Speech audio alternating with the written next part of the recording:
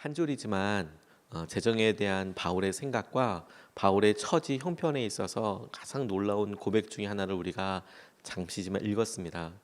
바울에게 있어서 이런 고백을 하게 된 배경은 그의 사도직에 대해서 의문을 갖는 사람들이 고린도 교회 안에 있었습니다. 이게 무슨 말이냐? 사도라 하면 예수님을 따라다닌 사람이 아니냐?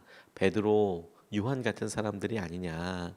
그런데 사울은 누구냐? 바울은 누구냐? 사울과 바울 같은 사람이지만 그가 변화되었다는 사실을 듣기도 이렇게 들어서 아는 사람들도 있었지만 그래도 의심스러워하는 사람들이 있었고 또 바울이 보기에 자기가 전한 말씀과 전혀 다른 말씀들을 왜곡해서 전하는 사람들도 생기게 되었고 그러니까 고린도 교회 안에서 바울은 사도가 아니야 이렇게 이야기하는 사람들에 대해서 바울이 내가 어떻게 하나님께 쓰임 받고 있는지에 대해서 설명을 할 때 증거를 댈 때 그가 여러 주님을 위해서 당했던 고난들, 매맞은 일들, 어려운 일들 그런 일들을 쭉 이야기합니다. 내가 이런 일을 주님 때문에 겪었다. 내가 다른 사도들에게 있는 것들에 이런 기준들로 이야기하면 더 놀라운 조건들을 갖추었다. 그런 일을 겪었다라고 이야기하면서 그 말미에 오늘 읽었던 본문 말씀을 다시 한번 정리하듯이 이야기하고 있어요. 내가 이렇게 해서 특별히 박해나 여러 일들 가운데 겪었던 일들이 하나님께서 나를 부르신 놀라운 이유이다, 증거이다 이렇게 이야기하고 있는데 이 짧은 한 절을 통해서 재정에 대한 바울의 마음과 하나님께서 우리에게 지금 바울이 고백한 것처럼 내가 기쁘다, 내가 약할 때 오히려 강하다 이런 고백을 우리가 같이 함께 할 수 있으면 좋겠다는 생각이 들었습니다. 여러분들은 어느 때 제일 많이 약해지시나요? 여러 순간과 어려움들이 있지만 재정과도 같이 누구나 다 잴 수 있는 누구나 다 필요로 하는 기준들 앞에 있을 때 내가 다른 사람들과 비교하여서 없다 혹은 내가 다른 때와 다른 시기와 비교해서 요즘 너무 어렵다 이럴 때에 내가 너무 힘들어 보이고 연약해 보이고 스스로가 위축될 때가 있기도 하잖아요. 그런데 바울의 고백이 이런 일들 가운데 전혀 다른 믿음의 감각과 고백을 우리에게 보여준다고 생각하게 됐어요. 첫 번째로 주목하고 싶은 것은 그가 느꼈던 기쁨과 관련된 것입니다. 그가 느꼈던 기쁨과 관련된 대목을 보니까 그 기쁨이 누구를 위하여 이것을 하고 있는가, 이런 일들 겪고 있는가, 이것이 그가 느끼는 것에 놀라운 기쁨으로 이어지게 되더라라는 것이죠. 그가 느꼈던 상황과 어려움을 뛰어넘는 기쁨을 누리게 되는 데에 그 단초가 누구를 위하여 그런 일을 겪고 있는가 하는 거예요. 다시 한번 10절을 보면 그러므로 나는 그리스도를 위하여 병약함과 모욕과 궁핍과 박해와 곤란을 겪는 것을 기뻐합니다. 이렇게 이야기합니다. 그의 삶에 있었던 병약함, 모욕, 궁핍 여러 이런 일들이 앞에서도 쭉 묘사되다가 다시 한번 짧은 단어들로 이렇게 설명되고 있는데 그 중에서도 궁핍함에 대해서 눈이 이렇게 가게 되더라고요. 그가 아프기도 했고 모욕을 받기도 했습니다. 그리고 그가 겪었던 여러 일들을 봤을 때 돈을 모으거나 그의 재산이 많이 있었을 수가 없는 구조였죠. 궁핍했다고 이야기합니다. 그런데 그가 궁핍했어도 기뻤다라고 이야기를 하는 거예요. 내가 아무것도 없고 힘들었는데 우리가 힘들고 어려울 때는 슬픈 시간이고 우울한 시간이고 두려운 시간이고 그리고 없는 것이 채워질 때까지 불안한 시간이라고 생각을 하는데 오히려 바울은 아니 모욕과 가난 가운데 있어도 궁핍한 가운데 있어도 기뻐할 수 있어. 기쁨이야. 어떻게 그 이유가 어떻게 기쁨이 될 수 있을까? 똑같은 상황을 경험해도 그 일을 경험하게 되는 이유와 목적이 무엇인가에 대해서 꼭꼭 집어서 강조하면서 이야기해요. 내가 그리스도를 위하여 내가 주님을 위하여 이런 일을 겪었는데 주님을 위하여서 겪는 궁핍이 기쁨이더라. 우리 자녀들 한번 생각해 보십시오.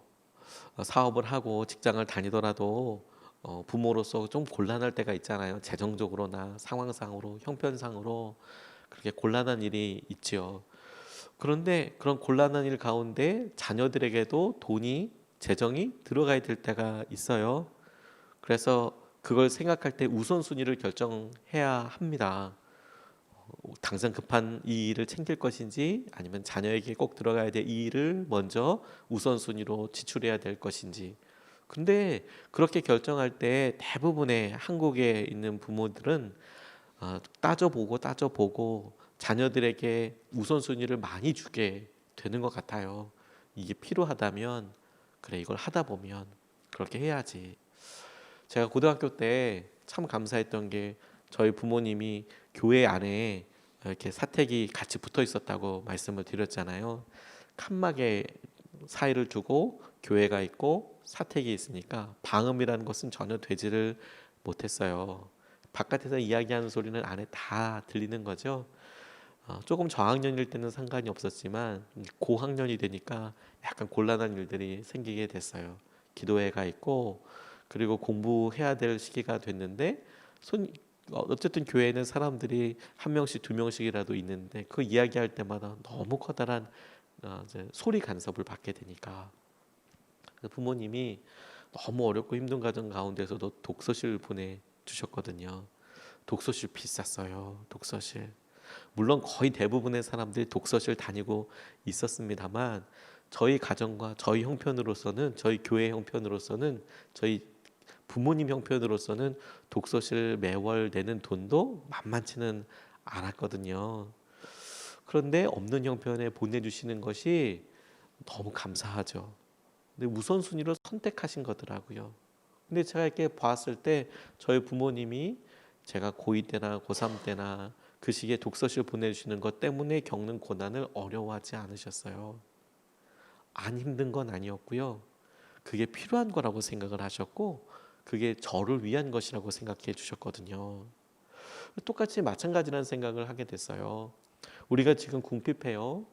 궁핍한데 우리가 정말 힘들고 어려운 것들 중에 하나가 뭐냐면 이런 목적과 이 목적을 통해서 우리가 얻게 되는 다른 유익, 정서적이고 영적이고 관계에 있어서 우리가 얻게 되는 유익이 뭘까? 이것에 대해서 대답하지 못하는 경우들이 너무너무 우리를 힘들게 한다라는 생각을 하게 됐습니다. 노태권이라는 분이 난독증이 어렸을 때부터 있어서 그러니까 글씨를 잘 못 읽으시는 거예요. 소리내서 글씨를 읽을 때 떠듬 혹은 글씨를 잘 못 읽으시는 거예요. 그런 증상도 있습니다. 난독증이라고요.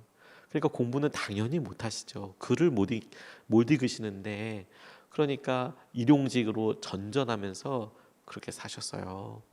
그래도 사랑하는 분과 만나서 결혼을 이렇게 했는데 그 여자 아내분이 많이 사랑해 주시고 섬겨 주시고 그랬답니다. 그래서 행복하게 이렇게 살면서 열심히 이렇게 일을 하는데 아들이 둘 생겼대요. 첫째는 게임 중독으로 막 어느 순간에 본인은 이제 일용직으로 하다 보니까 아침에 일찍 나가서 일을 하고 그렇게 돌아오고 들어오면 몸이 너무 피곤하고 그러니까 뭐 힘들어서 이렇게 하고 아내분도 이제 직장 생활을 해야 되는 상황이니까 그러니까 이 아들들이 거의 막 어려운 상황으로 이렇게 자라게 됐나 보죠. 그러니까 어느 순간에 게임 중독이 돼서 어떻게 안 되는 거예요. 이게 뭐 근데 그걸 보고 너무 마음이 아버지로서 아프셨대요. 그래서요 시간이 되고 될 때마다 아들한테 공부하라고 이야기한 게 아니라 우리나라를 걷기 시작했대요. 뭐 국토 대장자처럼 그래서 몇천 킬로미터를 둘이 같이 걸었답니다. 아무 얘기 없이. 그러면서 아들에 대해서 시간을 보내고 그리고 아들한테 어떻게 공부시킬까 이런 고민을 하다가 본인이 본을 보여줘야겠다. 난독증이라고 말씀드렸잖아요. 그래서 그 난독증임에도 불구하고 EBS 공부를 갖다가 열심히 막 하셔서 자기 대학교 가지도 못했는데 아들 공부시키겠다고 자기가 직접 가르쳐 주겠다고 그거 공부를 그렇게 하셔서 아들한테 가르치기 시작한 거예요. 둘째도 아토피 때문에 어떻게 공부를 진행할 수가 없는 상황이 됐는데 아버지가 직접 그렇게 가르치기 시작하셨어요. 엄청난 희생이죠.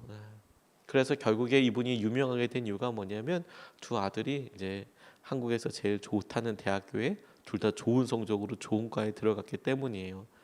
아버지는 초졸, 중졸 뭐 이런 정도인데 중졸도 아니고 뭐 그렇게 그런데 그 아버지가 공부를 해서 아들들을 가리켜서 그 아들들이 우리나라에서 제일 좋은 대학교에 차례대로 이렇게 들어간 일이 굉장히 회자된 거죠. 그런데요, 자녀들에게 그런 시간 보내고 그렇게 투자할 때 어려워하지 않더라고요. 기뻐하더라고요. 힘든 일이죠. 근데 기뻐하더라고요. 궁핍함도 똑같다는 생각을 했어요. 장기려 박사님이 평생 가진 거 없이 그렇게 평생을 보내시다가 부산에 있는 복음병원, 그 병원 무료 병원이었던 곳입니다. 그 옥탑방에서 돌아가셨어요. 남겼을 때 돌아가셨을 때 뭐 남은 게 없었습니다. 재산이랄 게 없었어요. 재산이랄 것이 정말 뭐 옷가지 몇 개랑 이불 모포 정도, 통장 자기 아주 검소한 몇백만 원의 장례비 뭐 이런 정도만 있었다고 그래요. 평생 어렵게 힘들게 보내는 이유, 그렇게 할 수 있는 이유, 그럼에도 불구하고 포기하지 않고 그럼에도 불구하고 계속 기쁘고 의미를 부여할 수 있는 이유, 누구를 위하여 그런 일을 겪는가? 누구를 위하여? 주님을 위하여. 우리가 주님 앞에 나아가는 일이 우리가 어렵고 힘들어요. 근데 기쁨을 누릴 수 있어요. 그리고 제게 있어서 이 기도 제목이 그럼 구체적으로 오늘 어떻게 적용해 보면 될까? 어떻게 이 마음을 품을 수 있을까? 이게 두 번째 우리 같이 기도하고 붙잡고 싶은 내용입니다. 그래, 나도 그렇게 기쁘고 싶다. 내가 주님을 위하여 이런 일을 하자. 그렇게 이야기할 때 우리 안에 드는 마음의 부담감 같은 것은 그럼 또 뭔가를 하고 뭔가 재정을 주님 앞에 드리고 이렇게만 생각을 하세요. 그런데 그렇게 하는 것들도 표현일 수 있지요. 귀한 표현이죠. 그런데 그렇게 하는 동기와 방향에 있어서 중요한 고백이 있어요. 내가 주님을 위하여 지금 당하는 여러 상황과 재정의 어려움과 궁핍을 내가 기쁨으로 느끼려고 할 때, 기쁨이 되려고 할 때, 그러면 드려야 하나? 네, 드릴 수 있겠죠. 그런데 그 목적과 마음의 중심은 사랑이에요. 사랑. 주님을 더 사랑하는 것. 10절 말씀의 하반절을 보면 그러므로 나는 그리스도를 위하여 병약함과 모욕과 궁핍과 박해와 곤란을 겪는 것을 기뻐합니다. 내가 약할 그때에 오히려 내가 강하기 때문입니다. 내가 약할 그때에 오히려 내가 강하기 때문입니다. 앞의 구절과 뒷 구절이 어떤 이렇게 연결되어서 표현되어 있어요. 바울이 궁핍한 가운데도 기뻐할 수 있었던 이유는 그가 주님을 위하여, 내가 그리스도를 위하여 이와 같이 어려움을 당하고 있는 것이 나는 기쁘다. 내가 누구를 위하여 이런 일을 겪고 있는지를 기억하고 있기 때문에 내가 궁핍하여도 힘들지 않다. 그런데 그렇게 고백하고 나서 내가 약할 그때가 내가 강함이다 라고 경험하는 이 말의 의미를 씹어봐야 해요. 의미를 묵상해 봐야 합니다. 자신이 할 수 없는 여러 상황들을 만나게 되어 근데 놀랍게도 이러한 일들 가운데 기뻐하게 되었던 이유가 있는 거예요. 내가 주님을 위하여 일하다 보니까 주님을 내가 이렇게 주님 때문에 하다 보니까 내가 원치 않는 박해도 모욕도 궁핍도 곤란도 겪어요. 그럴 때 주님을 위해 사기 때문에 내가 뭐 모욕도 막 오히려 막 좋아지고 이런 느낌으로 이야기하는 게 아니고요. 그런 일이 내가 연약함을 오히려 느낀다는 거예요. 바울이 그때 내가 너무 연약해지더라. 내가 없으니까 너무 연약해지더라. 내가 모욕받으니까 너무 수치스럽고 어려워지더라. 주님 때문에 내가 박해를 당해도 나 아프더라. 나 연약하더라. 주님 때문에 내가 궁핍한데 너무 정말 힘들더라. 내가 주님 때문에 병약해지는 거 너무 그 기간이 회복되는데도 힘들지요. 약합니다. 약해요. 그 약하다고 그래서 고백하고 있는 거예요. 바울이 그때가 나 참 약하더라. 그런데 이어지는 게 뭐예요? 근데 그렇게 약한데 나는 그렇게 약하고 힘들고 여전히 그것이 힘들 수 있는데 그런데 그때에 하나님께서 주님께서 내게 강함이 되시는 것을 경험하게 되더라. 여기에 제가 붙잡은 키는 뭐냐면요, 주님을 위해서 내가 그 일을 하더라. 근데 기쁨은 있지만 그 일이 안 힘든 건 아니라는 거예요. 힘들어요. 연약해요. 그러면 주님을 위하여 하는데 마음은 기쁘고 연약해서 어떡하냐, 힘들어서 어떡하냐, 그렇게 끝나는 게 아니라, 그런데 그렇게 연약하고 힘들어질 때 하나님께서 간섭하시는 것을, 하나님께서 어떻게 일하시는 것을 보게 될 거라는 거예요. 경험하게 될 거라는 거예요. 그게 우리가 생각하는 방식과 방법이랑은 다르죠. 우리는 우리가 생각해야 될 하나님 이런 상황에서 풀어주실 가장 베스트의 방법은 이거예요. 이게 해결되면 돼요 라고 이야기하지만, 하나님은 우리가 주님 때문에 겪는 여러 일들로 인하여서 그 일이 힘들어지게 될 때 그 연약함을 그대로 보시고 당신의 방법으로 우리의 강함이 되시겠다라는 거예요. 그걸 어떻게 우리가 그러면 소유하고 경험할 수 있을까요?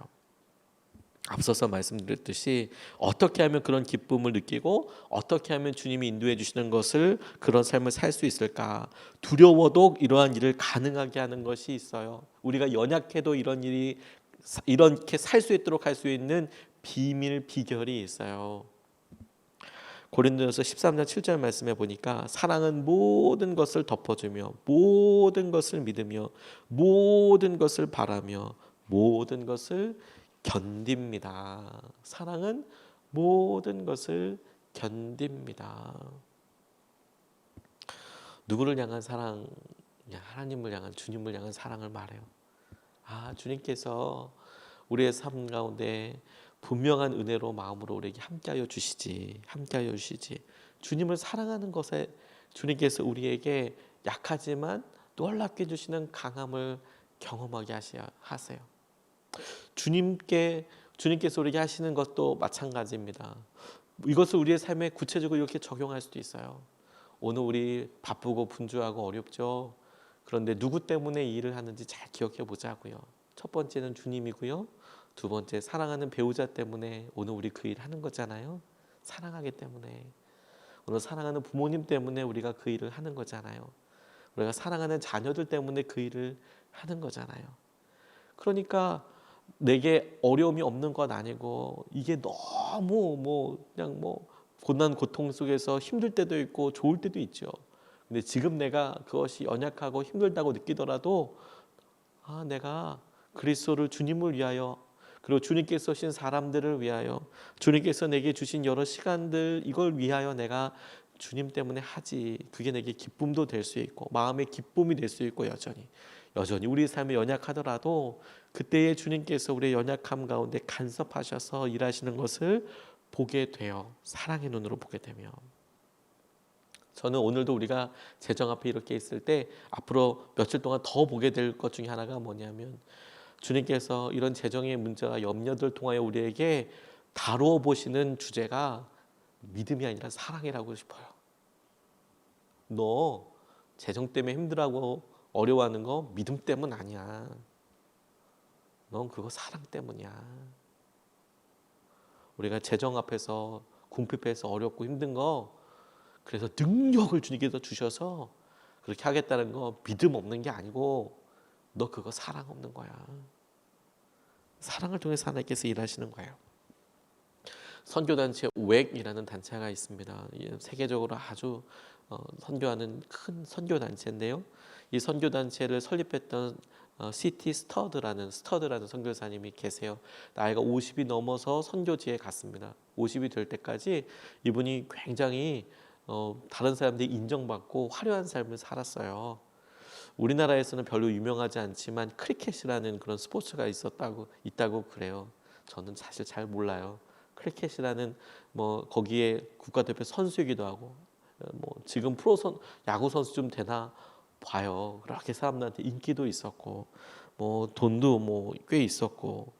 그런데 그가 웩이란 선교단체를 발족하면서 홀로 아프리카를 두고 떠났어요.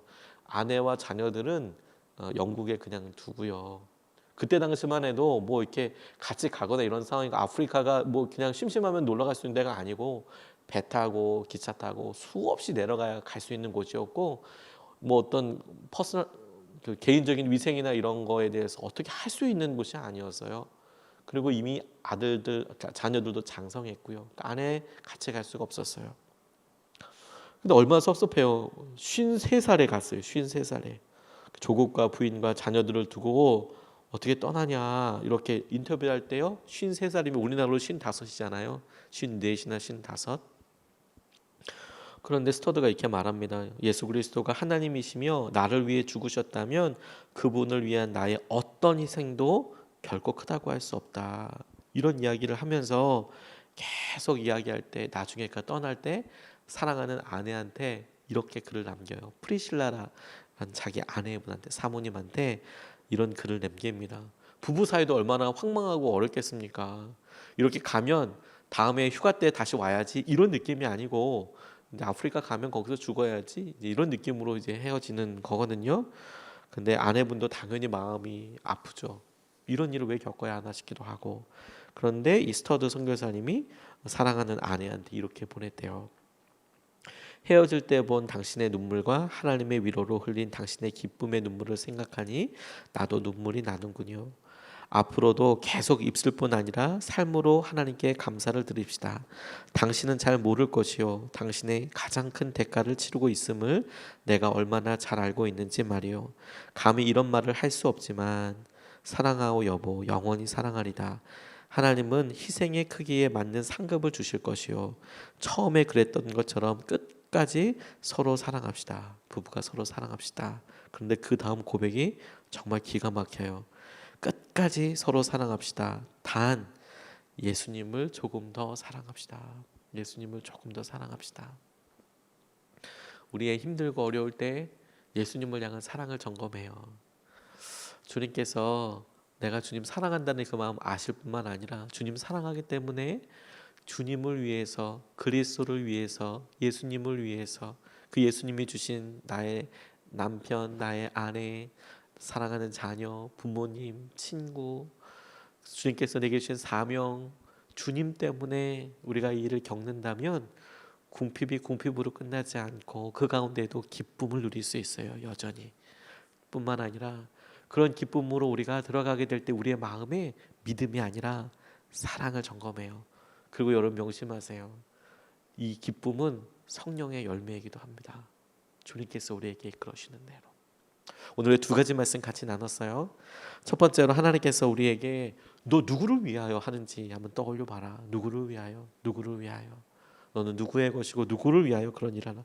주님을 위해서 해요. 사랑하는 사람들을 위해서 해요. 그래서 나 오늘 아무렇지도 않아요. 주님 오히려 기뻐요. 힘들어도 기뻐요. 나 궁핍해도 기뻐요. 두 번째, 그래서 주님 오늘 내가 주님을 더 사랑하고 싶어요. 주님을 사랑할 때 내게 재정이 없어서 힘든 어려움들을 넘어서게 하시는 주님의 은혜를 내가 보게 될 거예요. 두 번 나눠서 같이 기도하겠습니다.